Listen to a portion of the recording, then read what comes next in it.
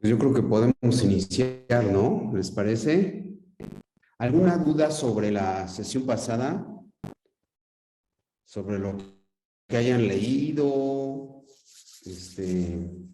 ¿Sobre el grupo que van a trabajar para el fin de trimestre?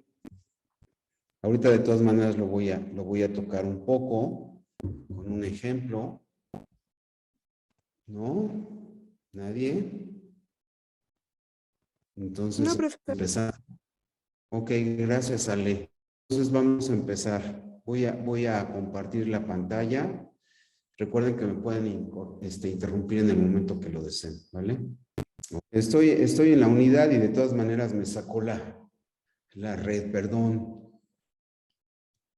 Entonces, como les estaba yo diciendo, ha habido mucha discusión en qué es más importante, cuál es la relación entre sistemática y taxonomía. Entonces, quizá para ponernos un poco de acuerdo y seguirlo trabajando en el curso, voy a utilizar la sistemática como esta ciencia grande, ¿no? Que incluye a la taxonomía e incluye a la filogenia.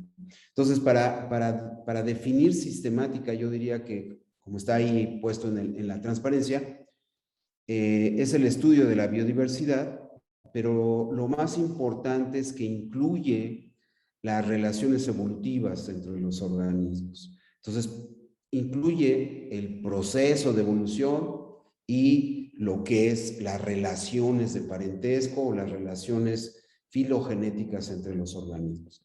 Entonces, para fines prácticos, separamos por un lado la taxonomía y por otro lado la filogenia.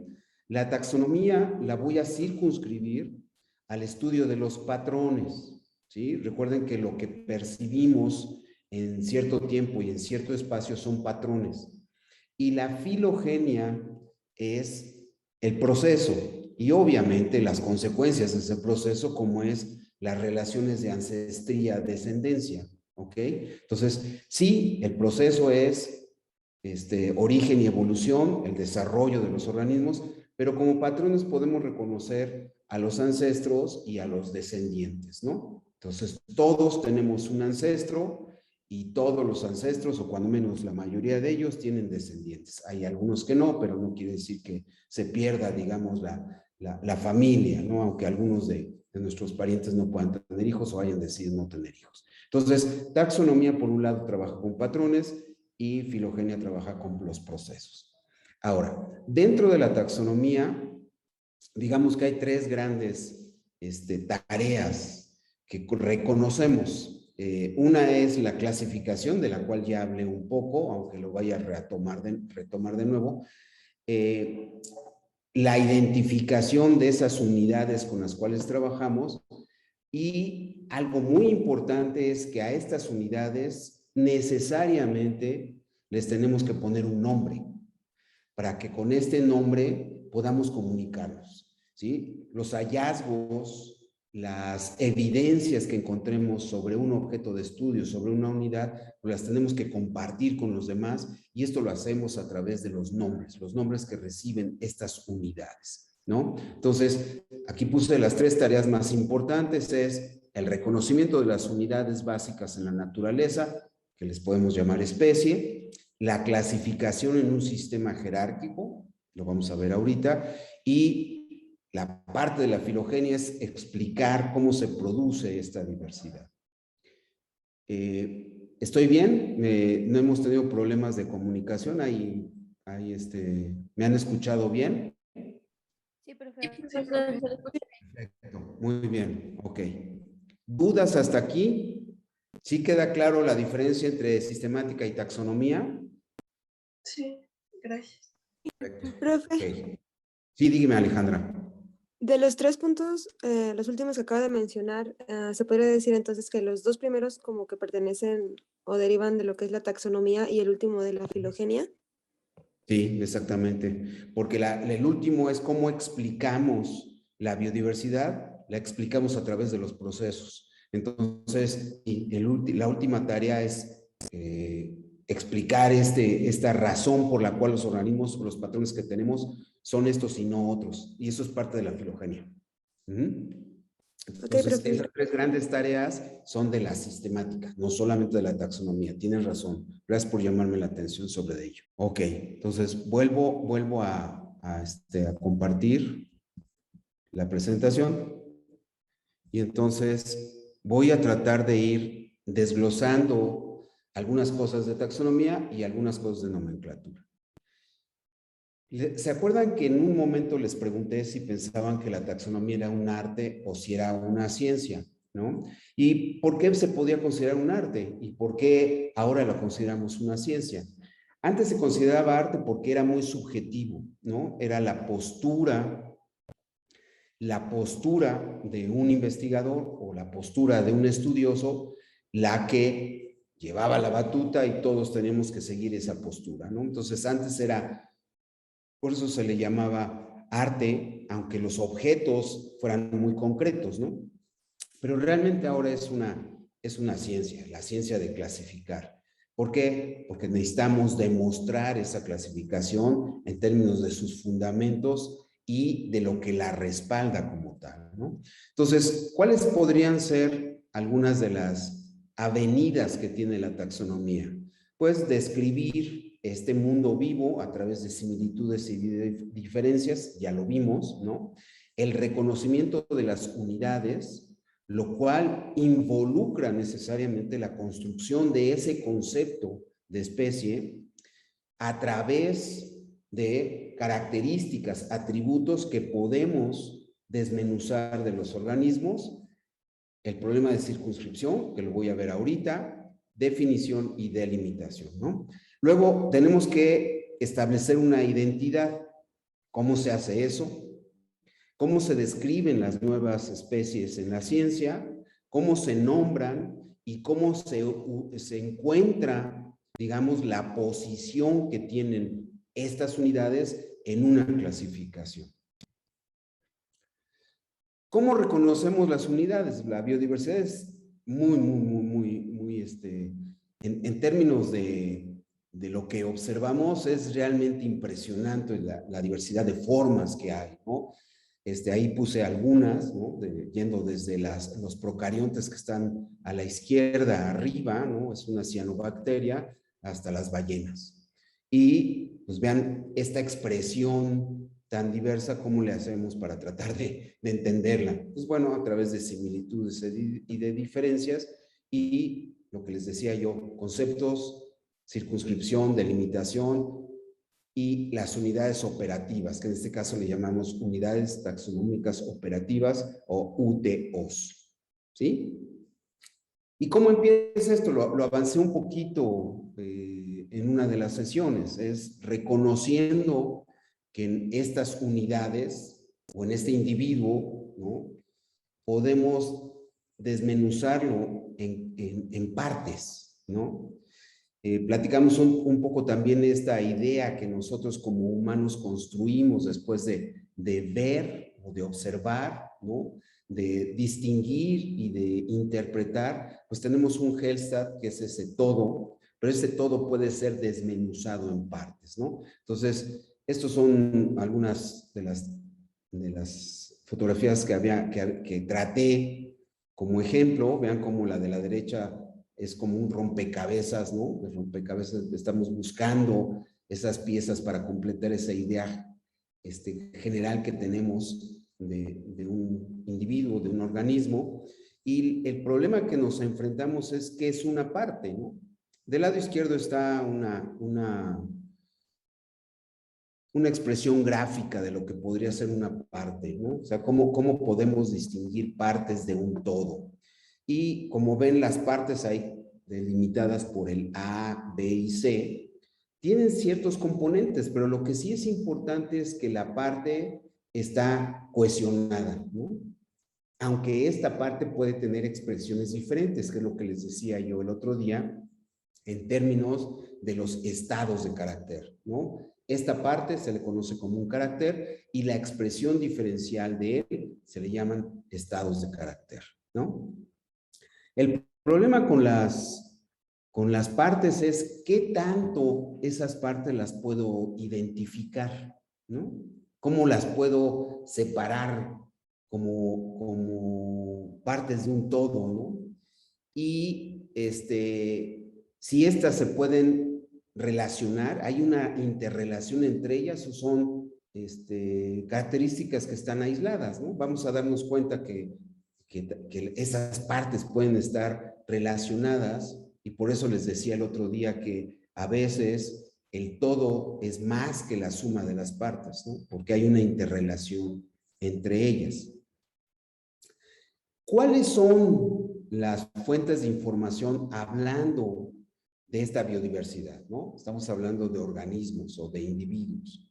No estamos hablando de cosas. Podemos hacer también una clasificación de cosas, ¿no? O sea, podemos hacer una clasificación de tazas o una clasificación de lápices o una clasificación de calcetines, ¿no? O sea, podemos trabajar con los objetos que no son vivientes, que son inertes. Y también de ellos podemos extraer características. Pero como estamos en lo que es la vida, entonces, ¿cuáles podrían ser nuestras fuentes de información de donde podríamos extraer estos caracteres que me van a permitir caracterizar, ahora sí siendo redundante con la palabra, caracterizar o definir a mi unidad?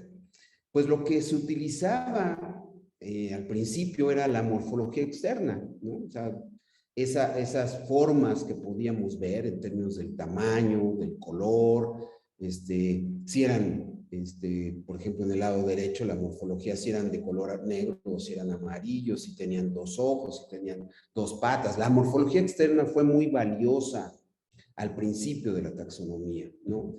Nos conocíamos el interior de los organismos hasta que después ya los biólogos empezaron a hacer disecciones y empezaron a extraer partes internas. Entonces, la morfología y la anatomía fueron las principales fuentes en el pasado de elementos de distinción, es decir, semejanzas y diferencias, ¿no? Por eso es que los primeros conceptos de especie están basados solamente en la morfología, ¿no? Morfoespecie. Mucho tiempo se le llamó morfoespecie o el concepto tipológico de especie. Después vamos a ver por qué se le llamó tipológico, pero cuando se dice el concepto tipológico de especie, se refiere en la literatura y nos referimos al concepto básicamente morfológico, ¿no? Morfología y anatomía eran, digamos, lo principal. Claro, la limitante que teníamos eran nuestros ojos, no podíamos ir más adentro en la búsqueda de características, pero cuando aparece, por ejemplo, el microscopio y podemos ver estructuras más pequeñas, pues entonces podemos hacer ultraestructura, por ejemplo, con microscopio ya de barrido o de transmisión, ¿no? Un microscopio electrónico, y ver partes, ¿sí?, que no podíamos ver a simple vista. Y por eso es que aparece abajo ultraestructura, ¿no? Estos son ejemplos de lo que les llamamos conexiones intercelulares, ¿no? Las células, cuando se dividen, no quedan separadas, sino quedan interconectadas. Las diferentes células están interconectadas, están comunicadas por estos tapones celulares, ¿no? Y los tapones celulares pueden ser de formas diferentes y fisiológicamente pueden ser diferentes, pueden dejar pasar macromoléculas y micromoléculas o solamente micromoléculas. Hay una caracterización específica para estos tapones. Pero también podíamos ver, o podemos ver ahora, partes en bioquímica, por ejemplo, los productos derivados del metabolismo pueden ser características, pueden ser estas similitudes y diferencias entre dos organismos, ¿no? Por ejemplo, que tengas tú testosterona o no tengas testosterona hace la diferencia entre dos individuos, o que puedas procesar el azúcar y no puedas o no la puedas procesar hace diferencias bioquímicas, y estas las podemos utilizar como elementos comparativos entre las unidades, ¿no? La ontogenia, ¿no?, que es parte del desarrollo de los organismos, ¿no? No sé si todos estén familiarizados con el concepto, pero ontogenia se refiere a eso, o sea, cómo las partes van surgiendo y cómo se van desarrollando cuando un organismo va creciendo. Los diferentes estadios de desarrollo de un organismo lo conocemos como estadios ontogenéticos, ¿sí? Y dentro de esta ontogenia puede estar incorporada, por ejemplo, la fisiología. Del lado izquierdo, lo que traté de ponerles ahí es una historia vital, ¿no? En el caso de nosotros, como los seres humanos, nuestra historia vital es muy sencilla. O sea, tenemos un hombre, una mujer, que dan origen a un descendiente. Este descendiente crece, se vuelve, digamos, adolescente, luego adulto, luego viejo y muere. Esa es nuestra historia de vida, ¿no? Pero en el caso de algunos organismos, las historias de vida son mucho más complicadas, ¿no? Tenemos un talo que es un talo N, es decir, que tiene la mitad del número de cromosomas que tienen el estadio 2N. Entonces, se pueden alternar los estadios N y los 2N, ¿no? Entonces, estas historias vitales son complejas y cada uno de los elementos de esta historia vital puede servir para caracterizar a un organismo, ¿no? Después aparecen los caracteres moleculares, ¿no? Los caracteres moleculares y los caracteres genéticos pueden ser los cromosomas, como ahí puse una transparencia, o puede ser el DNA. Y sectores de una secuencia pueden ser también elementos de información para poder distinguir. Fíjense que ahorita estamos en la parte de taxonomía, no me he metido en la parte de encontrar las relaciones de parentesco, las relaciones filogenéticas entre los organismos. Ahorita me he concentrado en la parte de taxonomía. Entonces, si yo encuentro una secuencia que es diferente de otra, entonces puedo decidir que pertenecen a organismos diferentes. ¿Qué tanto se parecen las secuencias? Me llevan a un dilema para decir si son o no son parte de lo mismo, ¿no? ¿Voy muy rápido o sí me explico? ¿Perdón? ¿Hay pregunta o nada más? Bueno, fíjense que un campo en el cual no habíamos reparado que podría darnos información para distinguir es en la conducta, ¿no? Esto que se llama etología. A veces la conducta se la achacábamos simplemente a cómo crecimos, dónde crecimos, ¿no? ¿Qué aprendimos? ¿Qué nos pasaron en términos de tradiciones culturales a alguien? Y entonces la cultura no es algo que esté codificado, que esté dentro del DNA de nosotros, ¿no? Entonces, mucho tiempo la conducta se vio como algo aprendido, ¿no? Pasado de una generación a otra, pero que no servía como para establecer relaciones o para establecer identidades. Pero últimamente nos hemos dado cuenta que algunas cosas de la conducta están codificadas y por lo tanto sí pueden ser un instrumento para reconocer unidades. Y un caso muy, muy interesante son precisamente las telas que tejen las arañas. Los entomólogos han encontrado que dependiendo la forma en la que tejes la araña, perteneces a un grupo de arañas, ¿sí? Entonces puedes distinguir entre grupos de arañas dependiendo de cómo tejes tu tela, ¿no? Tu telaraña. Entonces, algunas conductas, no sabemos todavía cuántas, si ya las descubrimos todas, pero algunas de las conductas sí están codificadas genéticamente y pueden servir para reconocer grupos. ¿Por qué? Porque recuerden que estamos trabajando hacia una clasificación natural. Si es una clasificación artificial, no importa, o sea, yo puedo utilizar el color de las telarañas o el color de las arañas o el color de las salamandras para decir, este grupo de salamandras es negra y estas salamandras son rojas, y considerarlas como dos grupos independientes. Eso es una clasificación artificial.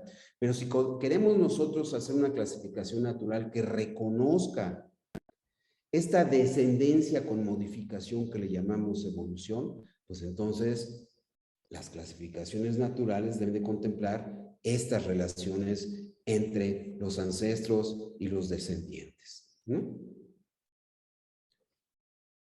Una vez que tenemos a estas entidades, a estas unidades de trabajo, estas unidades taxonómicas operativas, ya que las reconocimos, ya dijimos, bueno, esta es una unidad que puedo distinguir, ¿no?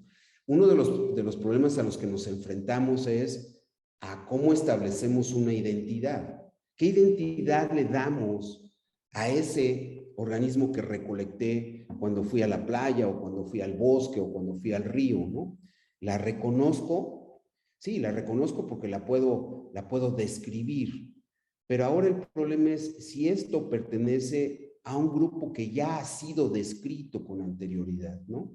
Y a eso le llamamos establecer una identidad. Por eso, cuando el proceso coloquialmente lo denominamos como identificar, eso es lo que hacemos, establecer una identidad entre lo que tenemos. Y hay una dicotomía muy interesante que a mí me gusta abordar, que es la diferencia entre identificar y determinar, ¿no? O sea, yo creo que una persona que es capacitada para que reconozca, por ejemplo, los tipos de aves o los tipos de peces, no necesita necesariamente, estoy siendo redundante, pero no necesita estudiar una licenciatura, puede estar capacitado para identificar a las aves, ¿no? Si tiene un buen maestro que le diga, bueno, si ves estos colores, si oyes este canto, pues es tal ave, ¿no? O si ves estos colores y ves cómo, dónde vive esta rana, pues entonces es tal. A eso le llamamos un buen identificador. Y un identificador puede ser un técnico, no necesariamente es un científico o un profesional de la biología. ¿Por qué? Porque los profesionales de la biología lo que hacemos es tomar decisiones. Y esto lo voy a abordar en el momento que veamos la parte de circunscripción. Y entonces los biólogos lo que hacemos, yo creo, más que identificar, es determinar. Vean, determinar significa o conlleva un proceso de decisión, ¿no?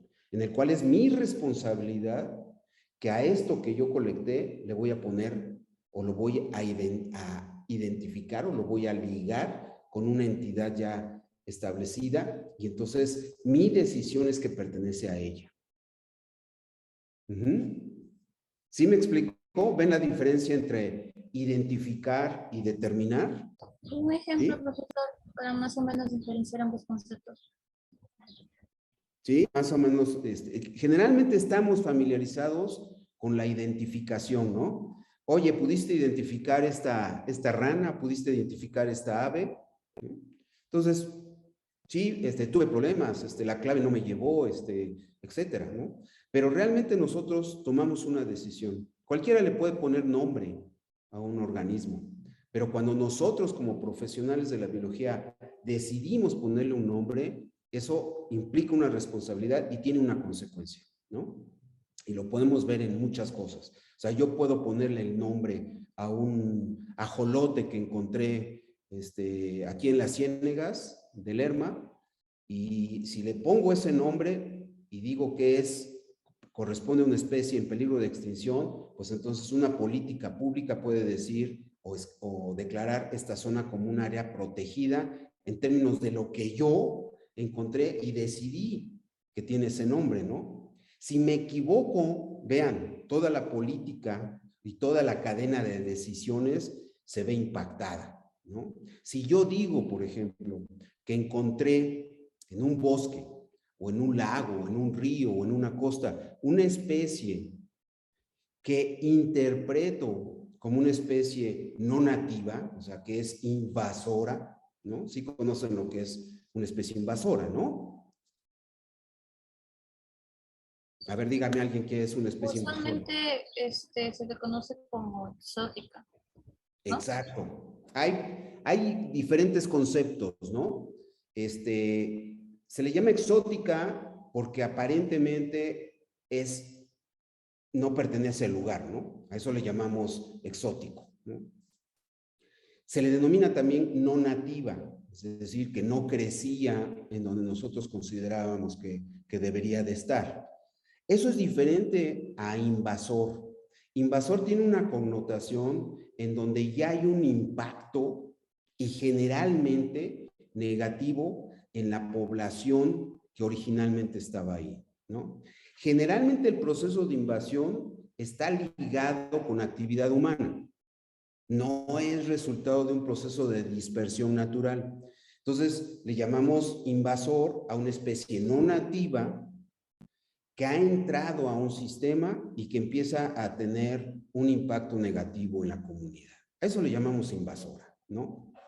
Yo creo que hay que tener cuidado también con los conceptos, ¿no? No es lo mismo una no nativa que una exótica, como decía Fátima, que una invasora, como lo estoy explicando ahorita, ¿no? Entonces hay que tener cuidado en el manejo de los conceptos. Pero lo que sí es cierto es que si yo decido a esto que encontré ponerle un nombre y ese nombre corresponde a algo que está determinado como una especie invasora, vean el impacto que tiene la decisión que tomé, ¿no?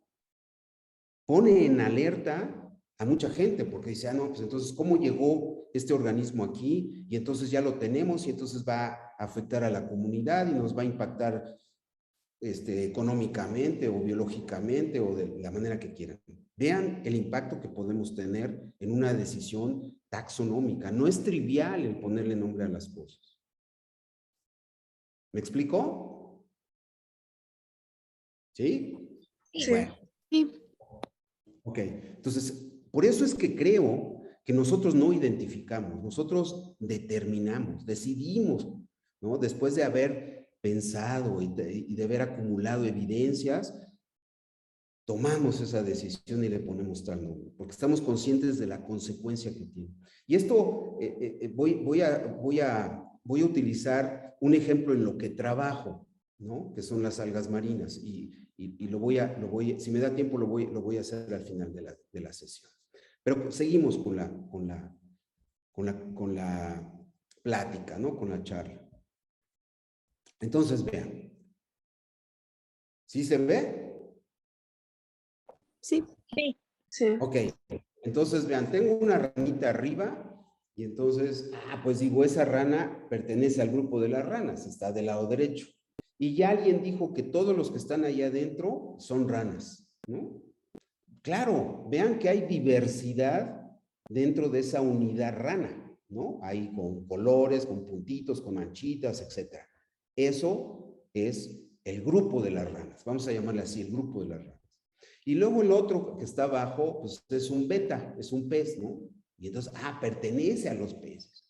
Entonces, establezco una relación entre el pez y ese grupo que está identificado abajo. Hay peces muy diversos, también están ahí, ¿no? Me faltaron los elasmobranquios que platicábamos la vez pasada, los tiburones, pero estos todos son peces óseos, ahí está. Entonces, esto yo puedo establecer una relación, ¿no? Directa entre este grupo, ¿no? O sea, la ranita pertenece a ese grupo y el pez pertenece a este grupo, ¿no? ¿Por qué? Pues porque tienen características que los definen. O sea, una de ellas puede ser, el de abajo tiene aletas, el de arriba no tiene aletas, aunque los dos vivan cercanos al agua, ¿no?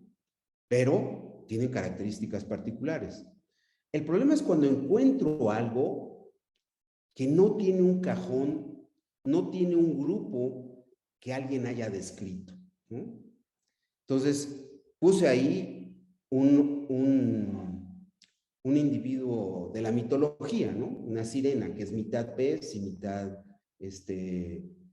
siempre utilizan a las mujeres, ¿no? No sé por qué, aunque hay también tritones, hay hombres, pero generalmente la imagen que utilizan más es una sirena. La sirena, ¿dónde la metemos? Tiene parte de pez, ¿no? Está aquí, ¿no? Entonces, ¿por qué yo puedo tomar la decisión, ¿sí? Y puedo irme con la finta, ahora sí, y decir, pues tiene escamas, tiene cola, entonces pertenece a los peces, ¿no? Pero vean que las características son diferentes, pero es una decisión. Yo estoy ponderando qué es importante en este organismo que encontré para ubicarlo en algún lugar. Entonces yo me puedo ir con la cola y las escamas y la pongo en los peces, pero me puedo ir a la parte de arriba, ¿no? Y entonces tiene pelo, ¿no? Tiene brazos y tiene pechos. Ah, pues entonces es un mamífero, ¿no? Aunque aquí no tenga yo el grupo de los mamíferos. Pero también puedo decir, esto es completamente diferente. No entra en ninguno de los grupos concebidos hasta hoy. ¿Qué tendría yo que hacer? Un nuevo grupo. ¿Qué tendría yo que hacer, Pau? Un nuevo grupo. Un nuevo grupo, exactamente. Yo tendría que establecer un nuevo grupo, ¿no? Sobre todo definirlo, ¿no? Sobre todo si qué. Bueno, yo creo que también definir ese grupo. Claro, claro. Yo tengo que ponderar varias cosas. Vean, es mitad mamífero y mitad pez. Y aquí voy a entrar en algo muy interesante que se llama circunscripción, ¿ok? Cuando yo decido o reconozco ciertas características, ciertos caracteres, lo voy a poner de manera gráfica y interpretativa, ¿no? Es sumar características, ¿no? Aquí le voy a poner, por ejemplo, escamas, cola, aletas. ¿Cómo respiran los peces? Por branquias.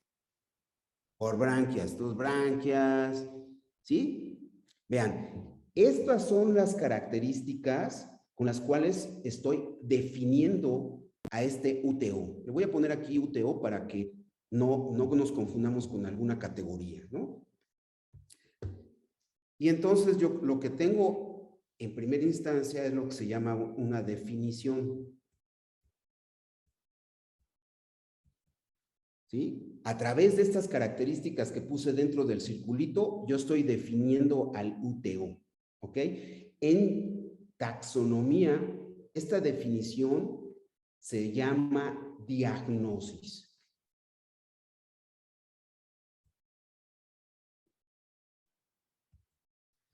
Lo que tratamos de hacer con la diagnosis es reconocer aquellas características que yo como investigador reconozco como las más importantes que describen algo, ¿no? Entonces yo puedo tener las que quiera, yo puedo decidir cuáles, ¿no? Esa es la diagnosis. Entonces, digamos que son los caracteres. Antes, en el pasado se les llamaba caracteres esenciales, pero el lenguaje es muy importante y a veces cuando usamos esencial, estamos haciendo una sinonimia con esencia. Y la esencia tiene una connotación de diseño, ¿no? De que alguien le puso esa característica, ¿no? Y entonces nos puede llevar a interpretaciones no necesariamente en el ámbito de la ciencia, nos puede llevar a interpretaciones en otro lugar. Entonces ahora se les llama como caracteres diagnósticos o caracteres, digamos, los más importantes, ¿ok? Si yo aparte de los caracteres más importantes le sumo, por ejemplo, tallas o colores, que vemos que los colores son variaciones sobre el tema de los peces, ¿no? A eso le llamo una descripción. Entonces yo puedo tener la diagnosis del grupo. ¿Cuál sería la diagnosis del grupo de los mamíferos? ¿Cuáles son los caracteres más importantes que utilizamos para definir si un mamífero es un mamífero o es otra cosa? A ver, díganme, ustedes son mamíferos, ¿no? ¿Qué mamá? Exacto, Son entonces uno de los... Te escucho. este, que maman y que son vivíparos. Puede ser. Yo lo voy a poner aquí. Dentro de la diagnosis, voy a poner mamas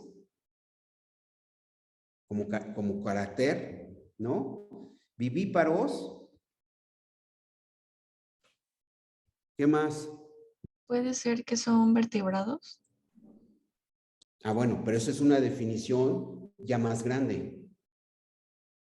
Recuerden que estamos trabajando, cuando clasificamos y cuando hacemos estas diferencias y semejanzas, construimos características, cajones o categorías que son inclusivas. ¿Se acuerdan que se los dije la vez pasada? Ahorita regreso a ello para que quede un poquito más claro. Pero vertebrados pertenece a otra categoría. ¿Por qué? Porque tenemos vertebrados no mamíferos. ¿Estarías de acuerdo? Sí. Exacto, Jennifer. Tenemos, por ejemplo, las salamandras son vertebrados, los peces son vertebrados, las aves son vertebrados, ¿sí? Ah, Tienen perdón, ¿Perdón? No, su pelaje. exactamente, el pelo. Vean, las aves no tienen pelo, tienen plumas. Las salamandras no tienen pelos. Los peces tienen escamas, no tienen pelos, ¿sí? Y son vertebrados, ¿sí? Entonces, vamos a dejarlo aquí. 3 características: mamas, vivíparos y pelo. Eso es lo que define, es la diagnosis, ¿sí? De un mamífero. Pero si yo me planto delante de ustedes y les digo, descríbanme, pues van a decir, pues por definición es mamífero, ¿no? Tiene mamas, no son funcionales porque en el masculino no son tan completamente funcionales, pero tengo mamas, nací vivíparamente y tengo pelo, bueno, poco pero tengo, ¿ok?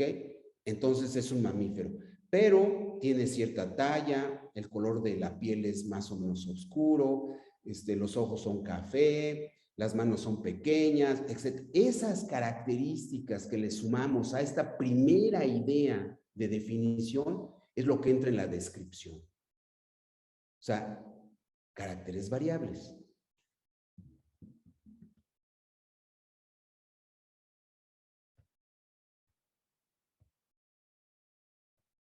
¿Sí? Entonces, cuando yo tengo un organismo que recolecté de algún lugar, pues yo trato de identificarlo. Y para lo primero que hago es tratar de traer a mi mente esas características diagnósticas. Y les ha pasado a ustedes, ¿no? O su abuelita o su hermano les dice, a ver, tú que estás estudiando biología, dime qué es esto. Lo encontré en el jardín.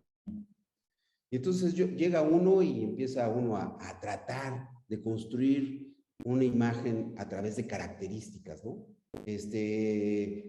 Tiene 8 patas, tiene un abdomen, una araña, ¿no? O se encuentran un cara de niño. ¿Qué es el cara de niña? El niño es una hormiga, es una araña, y empiezan a sumar características. Lo primero que les viene a su cabeza son las características diagnósticas. Y después pues es grande, es chico, es café, es verde, tiene cerdas, ¿no? Tiene cerdas. Vean, empezamos a construir, ¿sí? A describir a ese organismo que mi abuelita o mi hermano no saben qué es, ¿no? Aparte de que sí es venenoso, ¿no? Lo que más les preocupa es venenoso o si nos va a causar algo, ¿no? Que es el miedo que a veces a los cara de niño o a las tarántulas o a las serpientes, ¿no? Las serpientes, pues no todas son venenosas, ¿ok? Pero es lo que le preocupa a la gente. Bueno, diagnóstico descriptivo, ¿sí? ¿Hasta aquí voy bien? Sí, profesor. Sí. Vale, bien. El problema con el que nos enfrentamos los biólogos y que no hace alguien que identifica, ¿no? Es, híjole, ¿dónde están los límites? ¿No? O sea, esto que le puse aquí alrededor del círculo sería el límite, ¿no? dónde deja de ser y de dónde y hasta dónde es. ¿Sí me explicó? Ese problema es el problema de delimitación. Muchos taxónomos dicen que la delimitación hace las características que entonces tú delimitas.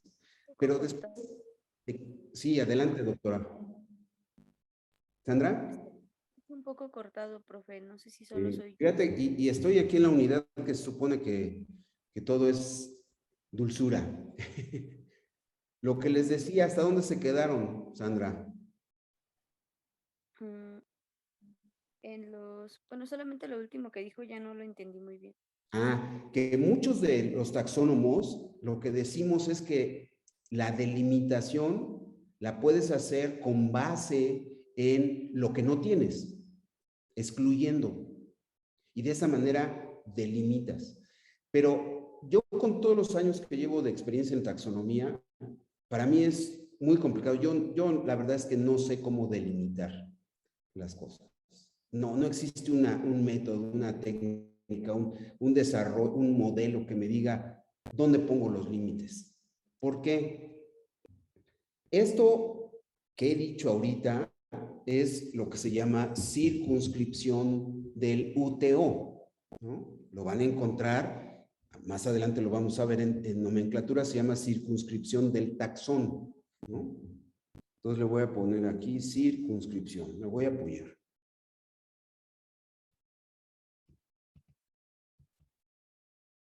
Mi hijo dice que escribo muy mal, ¿no? Pero que combino los tipos de letra y todo. Perdón. Entonces, circunscripción.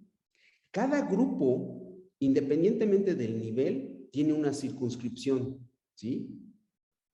Está dada por los caracteres diagnósticos y por la descripción, es decir, por los caracteres variables. Entonces, yo puedo llevar la circunscripción a nivel individual, ¿sí lo ven? O puedo llevarla arriba, ¿no? A nivel de especie o de población o arriba todavía más, ¿no? Esto es la circunscripción. Es muy importante en taxonomía porque es lo que me permite decidir si algo que recolecté es o no es de ese grupo, ¿no? Y la circunscripción es en teoría muy fácil, ¿no? Pero en la práctica tiene que ver con esos conjuntos en donde se solapan las circunscripciones. ¿Hasta aquí duda? No, profe. Ok. Voy a avanzar un poquito. A este UTO en taxonomía se le llama taxón. ¿Sí? Plural, taxones. Claro, este viene del latín que es taxón y en plural taxa. ¿Sí? Entonces pueden encontrar taxa. Taxa es el plural de taxón. ¿Sí? Pero en español usamos taxón y taxones. Entonces, los UTO son taxones. ¿Sale? Una circunscripción. Cualquier que ésta sea. Pero puedo tener dos taxones, dos circunscripciones que tienen un área de sobreposición. Un ejemplo puede ser lo que puse idealmente, una sirena, ¿no? Aquí tengo a los mamíferos y aquí tengo a los peces. Entonces, los peces tienen su diagnosis, tienen su descripción, pero ahora encuentro un organismo que comparte elementos de ambas circunscripciones. ¿Sí?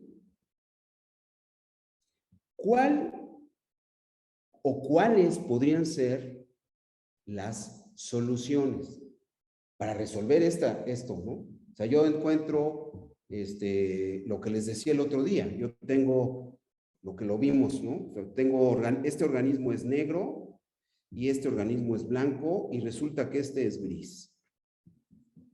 Ok.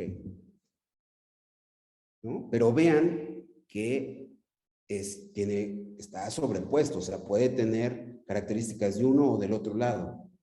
¿Cómo lo resolverían ustedes en términos de circunscripción? Recuerden, el pensamiento más sencillo primero, después se complican la existencia. Yo creo que hay tres posibilidades en términos de la circunscripción. La más sencilla podría ser amplío la circunscripción de cualquiera de ellos. ¿Qué quiere decir eso? Que en lugar de que la circunscripción respete yo la original, hago una circunscripción más grande. Amplío la circunscripción.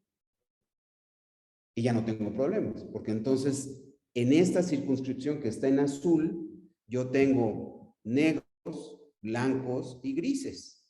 Lo resolví. ¿Sí? Pero vean, es una operación que lo que hace es reunir dos circunscripciones que originalmente eran dos cosas diferentes. Convirtiéndolo a lo que decía yo que es un taxón, entonces este taxón le voy a poner A y este taxón le voy a poner B. Son dos taxones, ¿sí? O dos taxa. Imagínenselo en un listado florístico o faunístico, ¿no? Están ustedes trabajando con murciélagos o estás trabajando. Celia está por aquí. Tú estabas con los cuatís, ¿no? Sí.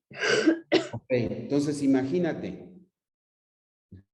Tengo una definición de cuatí, que es la A, y otra definición de cuatí, que es la B, ¿no? Cuatí, el género es Nasúa, ¿no? Entonces le voy a poner Nasúa. Ese es el género. Nasúa tiene dos especies. Entonces tiene a la especie A y tiene a la especie B. ¿Ok? Son dos taxones diferentes. Si yo decido ampliar la circunscripción, ¿qué sucede? ¿A poco está tan difícil de ver? Se hace ¿Qué es lo lo más mismo. sencillo? ¿Perdón? Si amplía la circuncisión, entonces amplía a otro nuevo grupo, porque entre A y B hay un grupo que sería el AB. Uh-huh. Pero aquí lo que al ampliar la circunscripción, yo estoy diciendo, fíjense, que A es igual a B y viceversa. ¿Sí?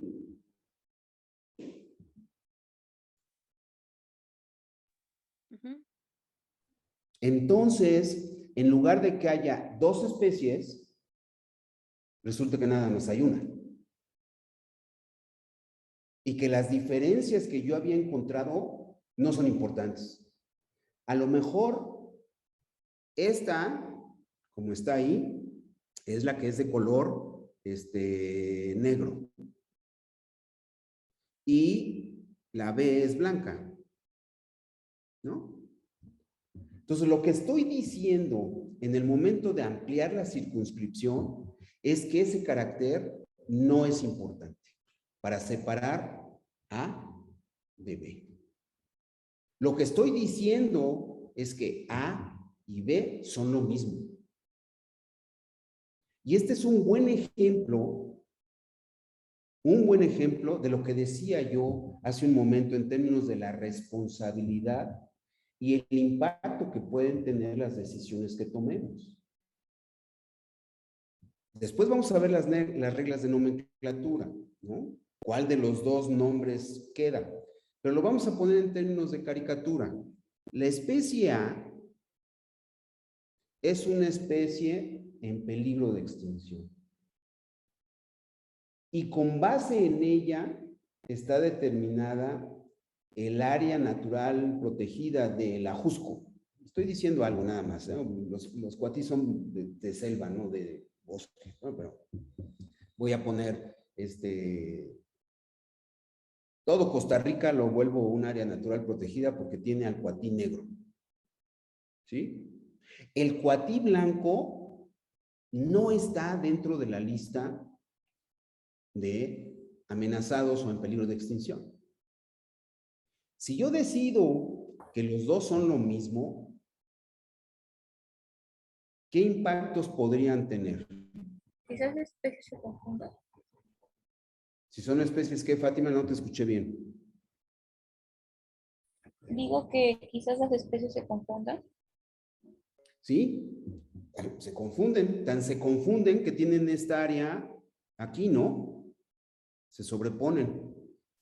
Pero la acción que yo estoy tomando al modificar la circunscripción, con los ejemplos que tengo, ¿qué impacto podría tener, Fátima? Si decido, por ejemplo, que A y B son lo mismo. Entonces estaría englobando como que ampliando un poquito más la descripción. Sí, necesariamente, porque entonces ahora tengo la definición del grupo que está dictada por esa circunscripción, dice que los cuatís pueden ser negros, blancos o grises, ¿sí? Pero fíjense que con la definición anterior, lo que yo decía, el cuatí negro es una especie en peligro de extinción y con base en él está decretada una área natural protegida. Pero ahora resulta que el negro y el blanco son lo mismo. ¿Qué impactos tiene esta decisión? La estrategia de conservación que se implementaría para este animal sería un tanto fallida y al mismo tiempo confusa. Claro, Porque podría ser. quizás no por error se proteja el blanco en vez del negro. Claro. Vean, si yo decido que son lo mismo, yo puedo tener diferentes impactos, dependiendo, ahora sí, qué nombre voy a utilizar. En nomenclatura, y lo vamos a ver más adelante, los códigos internacionales de nomenclatura dicen que un organismo solamente puede tener un nombre correcto. Eso quiere decir que si yo decido que el grupo A y B son lo mismo, solamente este grupo que está en la circunscripción azul solamente puede tener un nombre. Si yo decido, bueno, no yo decido, las reglas de nomenclatura lo dicen, lo vamos a ver más adelante, ahorita no se preocupen, existe el principio de prioridad y el principio de prioridad dice que esta circunscripción va a tener el nombre más antiguo. Si el nombre más antiguo de estas dos cosas que estoy diciendo que son lo mismo resulta ser el blanco,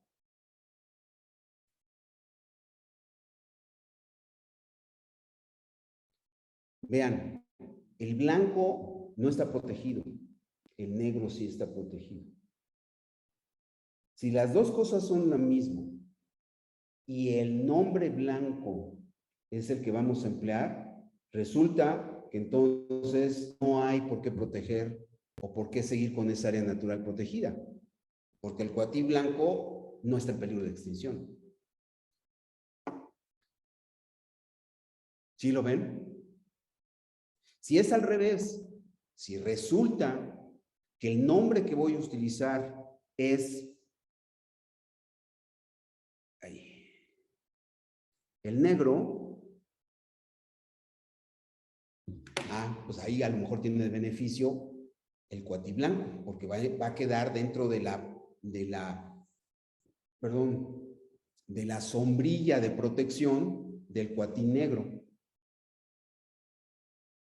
Entra automáticamente, ¿sí? Y esto puede ser impactado de diferentes maneras. Puede ser una especie invasora, ¿no? Y ahora resulta que las dos son la misma y la invasora es la negra cuando la nativa es la blanca y entonces creas un relajo ahí en la designación de especies invasoras. Este es un panorama. ¿Ok? ¿Dudas hasta aquí? Bueno, entonces ahora lo que voy a hacer es, voy a borrar.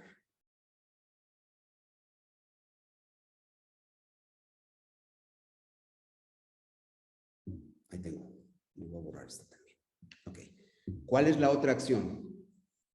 La más sencilla que se me vino a la cabeza es, junto las dos circunscripciones, y entonces estos dos son lo mismo. ¿Qué otra acción podría tomar? Apliquen teoría de Podría conjuntos. ser que se le busque elementos comunes. Que se busque el que común. Fátima, no te escuché. Elementos comunes. Ok, entonces, en términos del dibujito de la gráfica, ¿cómo quedaría esa decisión? Vean, una posibilidad, trabajando con la teoría de conjuntos, es que yo circunscriba, utilizando lo de la circunscripción, a solamente así. Estoy modificando la circunscripción. ¿Sí? De un lado estoy reduciendo la circunscripción y del otro la estoy ampliando.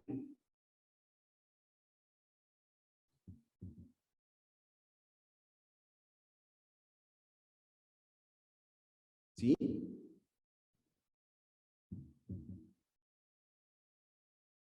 Vean, los grises decidí que van a quedar junto con los blancos. Y entonces el grupo B va a ser blancos y grises. Y el A solamente van a ser los negros. Pero sigo en la postura de que son dos grupos, ya no en la primera, en donde sumé y amplié la circunscripción. ¿Sí lo ven? Ok. Y la última acción, o la posible tercera acción, puede haber más, eso depende de ustedes. Ustedes pueden decir, ahorita yo nada más tomé esta postura, ¿no? Pero yo lo que puedo hacer es,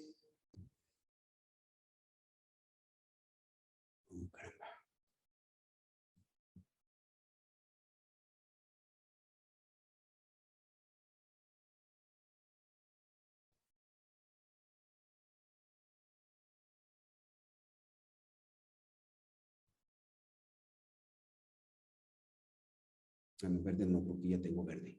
Azulito ya también tengo azulito. Naranja, a ver si sale.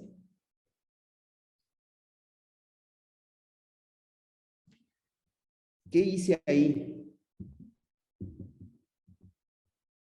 Formar un nuevo grupo con los grises. Exactamente. Yo puedo decir, ¿saben qué? Pues los grises son otra cosa, ¿no? Estoy utilizando el color, pero puedo utilizar un problema de secuencias de DNA. O puedo utilizar la presencia o no presencia de una característica, ¿no? O sea, lo que ustedes quieran. El taxónomo trabaja con eso y entonces son decisiones, ya vimos la responsabilidad y el impacto que puede tener. Entonces yo aquí creo el grupo A, el grupo B y un nuevo grupo que es C. Y entonces digo, los blancos de este lado, los negros de este lado y los grises son otro grupo. Este taxón no existía. Es el caso, por ejemplo, de las sirenas, ¿no? Voy a describir un nuevo grupo. Claro, para describirlo necesito delimitarlo, es ponerle su circunscripción a través de la suma de las características. Delimitarlo está complicado, pero sí lo defino, ¿no? Y entonces tengo tres acciones. Entonces, vean, cuando hay esta circunstancia en donde hay sobreposición, solapamiento de grupos o de características, las acciones pueden ser ampliar la circunscripción, reducirla de uno y ampliar la otra, o de plano reducir las dos y crear un nuevo grupo. Eso es lo que ha pasado en muchos grupos. Hay grupos que han estado siendo o han formado parte durante mucho tiempo de un grupo y ahora resulta que no, son diferentes y lo sacan como un grupo diferente. ¿Sí? Lo vamos a ver después en filogenia. En filogenia también ha habido confusiones, ¿no? Y se ha pensado, por ejemplo, que lo típico, les voy a poner un ejemplo. Todos los organismos que tienen alas.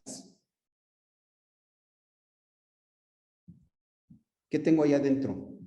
Aves. Aves. ¿Qué más? Insectos. Insectos. ¿Qué más? Mamíferos. Mamíferos. ¿Cuáles? Murciélagos. Murciélagos, exactamente.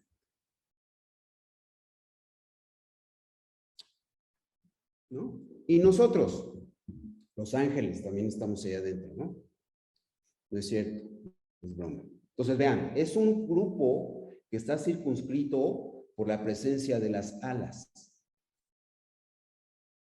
Pero después nos dimos cuenta de que las alas tienen, además de una estructura diferente, tienen un origen diferente. ¿Cuáles de estas alas son diferentes? Ay, ¿a poco está tan difícil? Anímense. Insectos.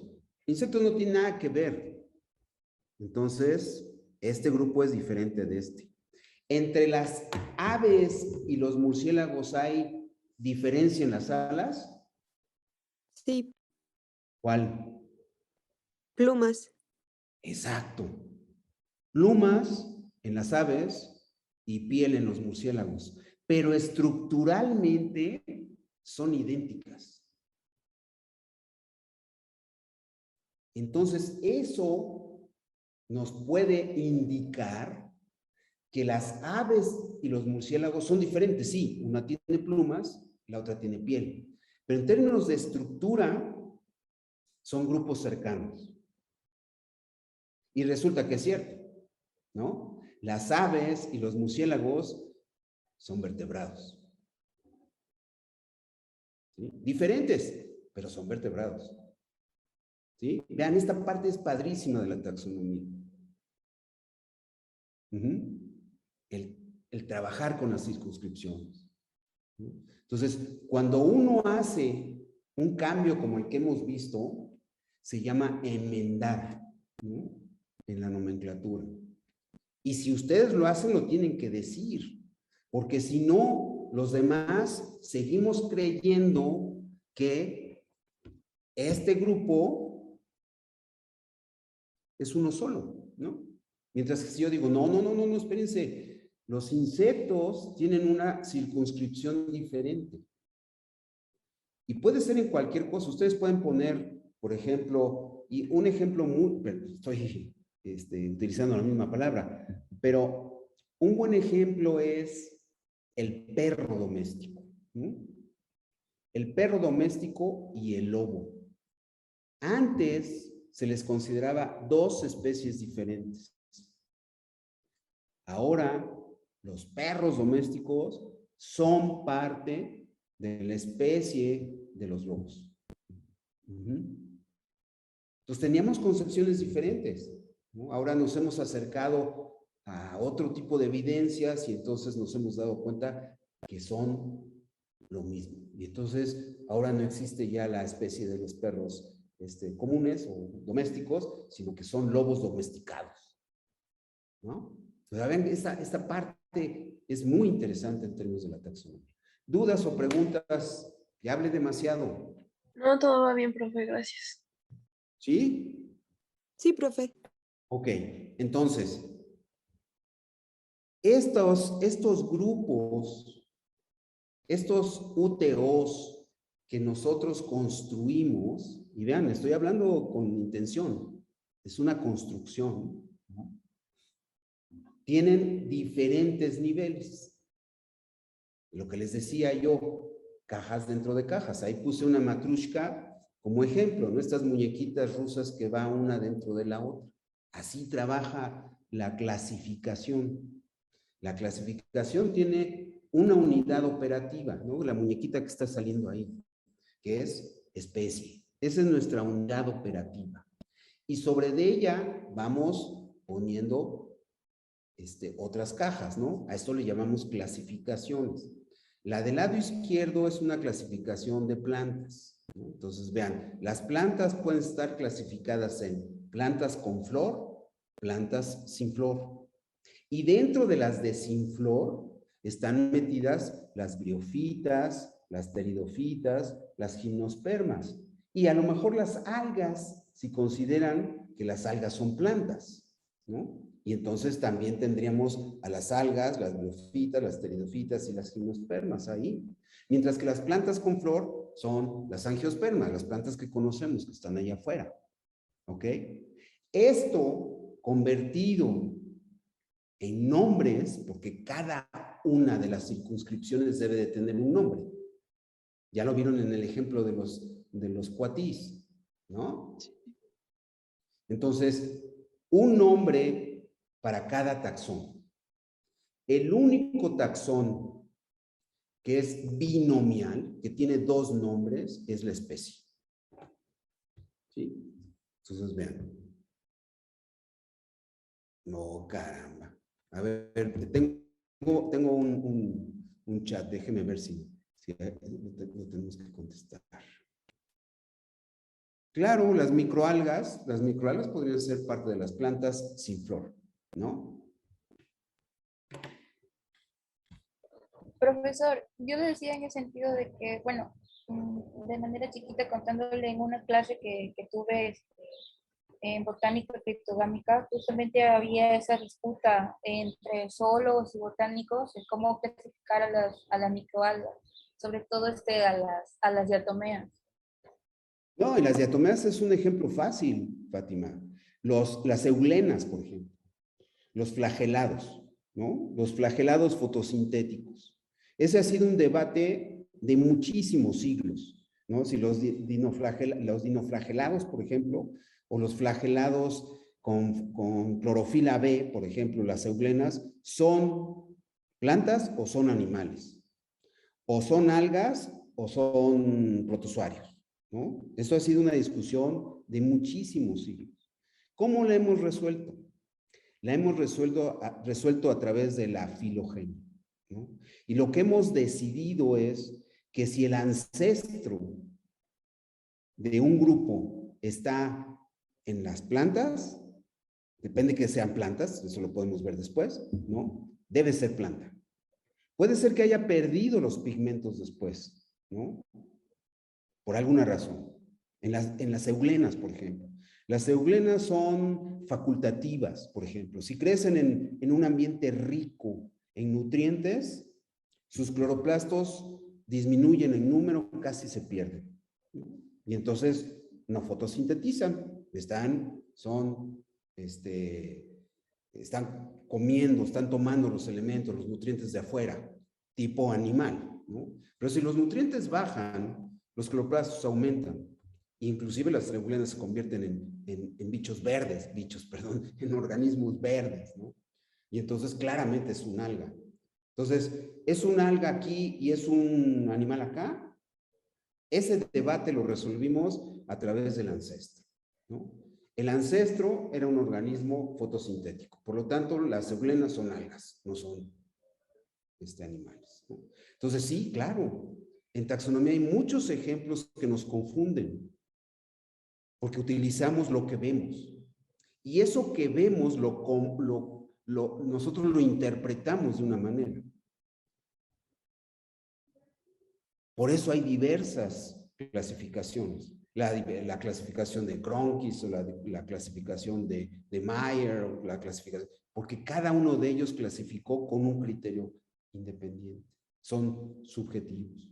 Eso es lo que se llama taxonomía evolutiva, ¿no? Después lo vamos a ver también como las grandes escuelas de la taxonomía. Pero la taxonomía evolutiva se basa en eso, en caracteres que son ponderados, con alguna justificación, ¿no? La flor, por ejemplo, en el caso de las plantas, ¿no? Plantas con flor, plantas sin flor. ¿Por qué es tan importante la flor? Bueno, Linneo, por ejemplo, pensó que la flor es muy importante porque ahí están las estructuras reproductoras. Y las estructuras reproductoras, lo que hacen es favorecer, asegurar la continuidad a través de la reproducción. Entonces, pues las que no tienen y las que tienen es una gran diferencia, ¿no? Como si las que no tuvieran no se reprodujeran. Pero bueno, para Linneo era importante la flor. Entonces, plantas con flor, plantas sin flor. ¿Sí quedó más o menos esto claro? Porque la siguiente sesión voy a entrar a nomenclatura. Y para la nomenclatura debemos de tener claridad de las circunscripciones. ¿Sí? Bueno, voy a tomar un ejemplo de Celia, que es el ejemplo de los cuatís, porque me decía que si ella podía hacer el trabajo con cuatí, ¿sí? Y entonces voy a utilizar de nuevo la pizarra para tratar de explicar cómo es que le tienen que entrar a esto de la extracción de los caracteres y de qué unidades, etc. Cualquier duda me interrumpen de nuevo. No, bueno, no me interrumpen, me preguntan. El cuatí.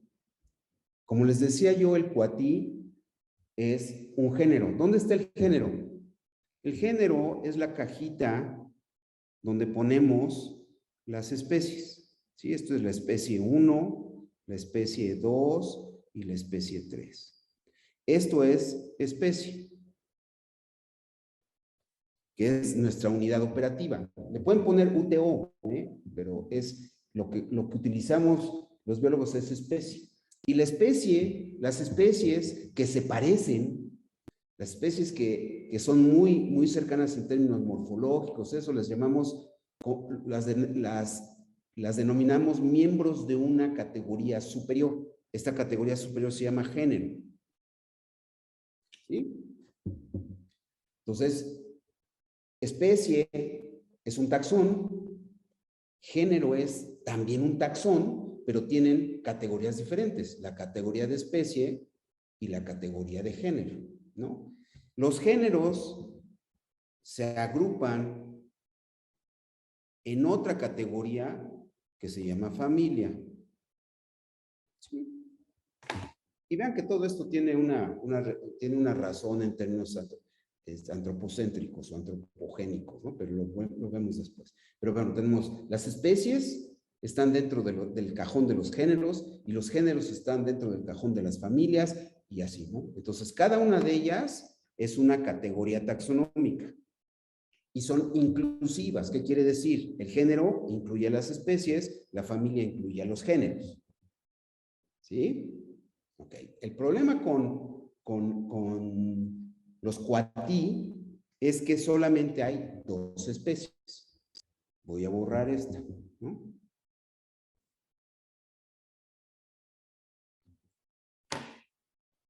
Entonces, lo único que puedo hacer es comparar estas 2 especies con las características que quieran, pero son 2. Si ustedes quisieran encontrar una relación de parentesco, pues no la van a encontrar porque tienen el género y luego 2 especies así, la 1 y la 2. Es muy poquita información, ¿no? Entonces, lo que le sugería a su compañera es o trabajar a nivel de familia y entonces tener nuestras unidades de trabajo serían los géneros, y entonces encontraríamos características en este género y en este género que compartir. Hay, creo que son 11 géneros o 10 géneros, no me acuerdo, Celia, pero son géneros, y entonces yo tendría más posibilidades de encontrar relaciones que si tengo solamente 2. Porque lo único es una dicotomía, esta especie o esta especie, ¿sí? Pero lo interesante es, en la familia hay 11 géneros, pero las especies tienen algo que los taxónomos les llamamos subespecies. Y entonces, en el caso de los cuatí, tenemos Nasua, Nasua.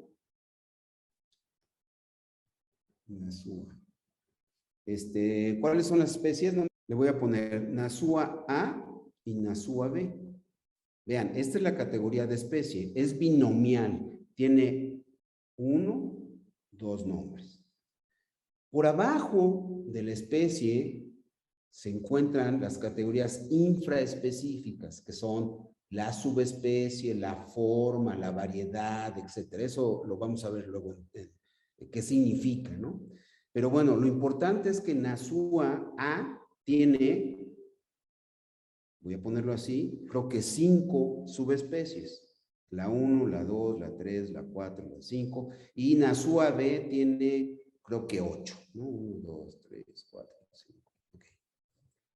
Para el trabajo, entonces, ¿qué podrían hacer? Podrían tomar este taxón y comparar cada uno de los taxones o de los taxa que están por abajo de él. ¿Cuáles son mis unidades de trabajo entonces? Estas. Entonces lo que voy a hacer es a comparar las características entre estas 5. ¿Sí? Si Celia decide trabajar a nivel de familia, entonces me olvido de estos objetos y voy a trabajar con estos, ¿no? Yo tengo aquí el género y por arriba del género la familia. Entonces lo que voy a comparar son los géneros que hay dentro de esta familia y estas serán mis unidades de trabajo. ¿Sí, Anaí?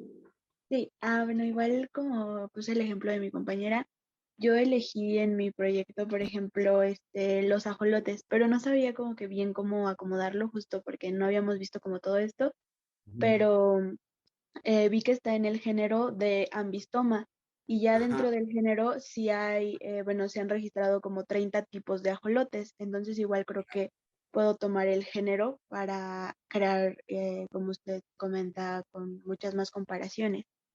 Ok. Este es un buen ejemplo, Anaí, porque entonces tengo un género que es Amblistoma. Creo que así se escribe, ¿no? Que tiene 30. ¿No? Este es un buen ejemplo porque la pregunta sería, ¿vas a trabajar las 30? Sí se podría, son muchas, ¿no? Y el trimestre dura 11 semanas, menos las que ya llevamos. Entonces, tienen que encontrar un criterio para reunir cuando menos 5, ¿sí? Y eso lo vamos a ver un poco más adelante. ¿Por qué no 5? ¿Por qué 5 y no menos? Porque en el momento de hacer la comparación en términos filogenéticos, no tendríamos muchas ramas que analizar. Entonces, yo lo que les sugiero es que tomen cuando menos 5 unidades de trabajo. ¿Cuál es el criterio? Pues a lo mejor puedes tomar las amblistomas de la parte central de México y a lo mejor ya no son 30, ya son 15. Y entonces ya es más fácil trabajar 15 que 30. Claro, sería interesantísimo trabajar las 30, pero a lo mejor eso se convierte en tu trabajo terminal, ¿no? No en el trabajo de una UEA. Pero tienen que encontrar un criterio de por qué elegir 5 o 7 u 8 o trabajar con las 30. Pero es un buen ejemplo. Creo que está bien trabajar con amblistoma, ¿no? Habría que ver cuáles son las características que tienen cada una de estas especies dentro del género. Porque lo que vamos nosotros es a contrastar o a tratar de falsear, si es que nos dan las evidencias, la clasificación que tenemos, ¿no? A lo mejor con las evidencias o con las características que ustedes recolecten y aplicando algunos de los métodos que vamos a ver, resulta que estas dos son lo mismo, ¿no? O a lo mejor estas 4 son lo mismo. Y entonces es una hipótesis que se pone como contrastante con la hipótesis de que hay 13. ¿Sí me explicó? Sí, profesor. Igual como usted comenta, si me centro tal vez en los de México, que son solamente 17, ya podría ser como un poco más fácil. Perfecto. Eso sería muy interesante, ¿no? ¿Dónde más hay amblistomas? Creo que no sé muy bien en dónde se encuentran. Porque creo que amblistoma es un género americano, ¿no? No hay en Europa, que yo sepa. Pero bueno, no yo soy ficólogo en términos del objeto de estudio, entonces no conozco bien a los ajolotes, pero sería interesante después ver qué diferencias o semejanzas hay entre los diferentes lugares, ¿no? Pero eso es otra pregunta que contestar diferente, ¿no? Pero me parece bien que te restrinjas solamente, digamos, a los de la región central de México. Y si son 7 o 17 o 15, estaría muy bien, ¿no? Ahora, lo que hay que hacer es empezar a encontrar o a esas partes que yo puedo reconocer en los diferentes amblistomas. Eso puede ser a través de la bibliografía, ¿eh? No les estoy pidiendo que vayan y los recolecten y los analicen. Pueden utilizar las características que están contenidas, ¿dónde? Pues en la definición o en la circunscripción de este grupo de trabajo que le llamé el 1. Ese grupo ha sido descrito ya por alguien. Existe una descripción o existe una diagnosis en la literatura a la cual pueden ustedes recurrir para extraer esas partes, esas características, esos caracteres que van a emplear para comparar al resto de las unidades de trabajo. Sí, profesor, gracias. No, de nada. Si queda más o menos claro para los demás, ensayen, acérquense a su grupo. Si no lo han hecho, háganlo en esta semana, por favor, para que entonces la próxima semana dejemos un espacio para discutir algunos de los ejemplos que ustedes traigan, para que les quede más claro y no la última semana estén tomando caracteres de peras y de manzanas cuando no son comparables, ¿no? Por ejemplo. Sí, profesor. ¿Sí? ¿Qué vas a hacer, Celia? ¿Vas a trabajar con los géneros dentro de una familia o te vas a meter dentro de las subespecies de una de las especies de los cuatis? Me parece que yo no soy la persona de los cuates. Ahorita estoy viendo con mi equipo, yo no soy. Pero sí íbamos a hacerlo de am, plantas inferiores. Plantas inferiores, qué buena definición, lo voy a criticar, ¿eh? Pero Sí, bueno, está bien. sí. Sí, Celia, entonces, disculpa que te haya no se confundido. preocupe, fue mi error también porque se me olvidó por completo y yo estaba diciéndole, sí, es ese, perdón. No sé si Yo soy esté. la de los cuatis, pero como vi que agarró a Celia, pues ya no lo quise Claudia, interrumpir. perdón, Claudia, no sé por qué pensé en Celia. Claudia, tienes toda la razón. Claudia me mandó un mensaje por correo electrónico y me comentó su inquietud de trabajar con los cuatis. Pero bueno, entonces todos los ejemplos que he dado, Claudia, son para ti, no para Celia, ¿no? Pero bueno, espero que a todos les haya quedado más o menos claro. Entonces, Claudia, ¿con qué vas a trabajar? ¿Con subespecies dentro de la especie o géneros dentro de la familia? No sé, voy a checarlo con mi equipo, entonces yo creo que vamos a tener que hacer una comparación de ambos para ver cuál nos beneficia más estudiarlo. Ya, le haría saber la respuesta. Bueno, ok. Entonces vean, estas son las dos alternativas que a mí se me ocurren. Si a ustedes se les ocurren otra, pues adelante, ¿eh?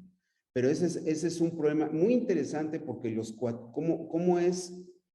Hay géneros muy diversos, ¿no? Hay géneros que tienen, como lo decía su compañera, amblistoma tiene 30 especies, ¿no? ¿Y por qué Nasua tiene solamente 2 especies? Eso es una pregunta de otra naturaleza, ¿no? Para ser contestada con otras herramientas, pero es muy interesante cómo algunos grupos son muy diversos en el presente y otros grupos son muy reducidos, ¿no? Nasua tiene 2 especies, pero tenemos géneros que son monoespecíficos. O sea, un género con una sola especie, ¿no? Entonces, ahí no puedo hacer comparaciones.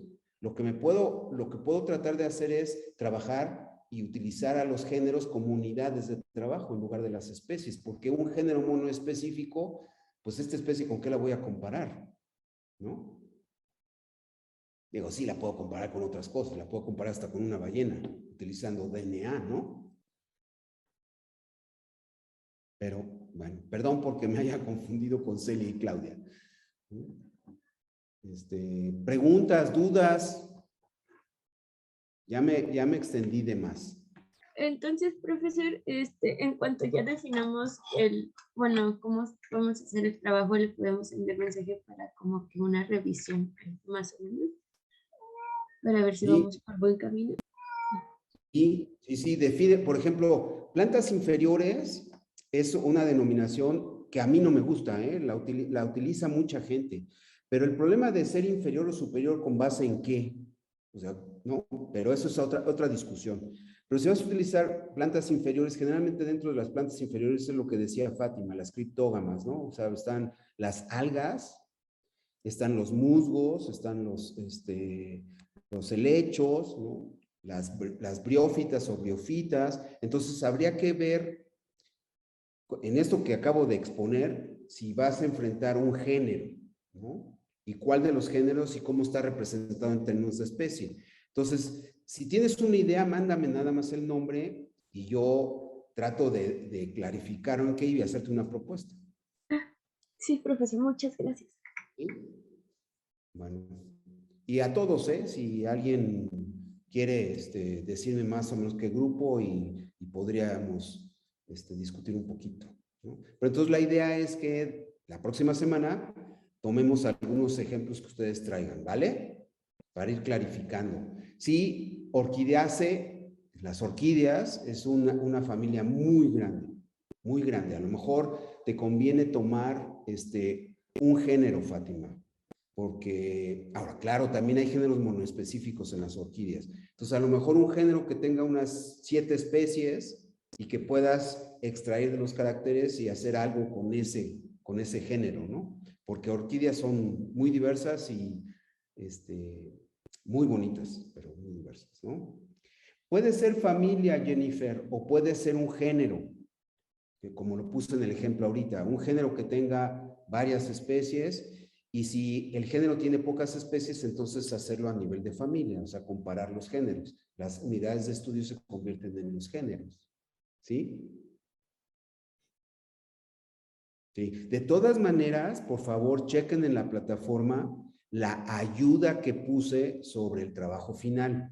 ¿Sí? Hay 2 tipos de ayuda. La ayuda que tiene que ver con el trabajo sensulato, o sea, en lo general, de cómo se aborda un trabajo que van a presentar, y el otro que va muy enfocado ya a la parte de taxonomía.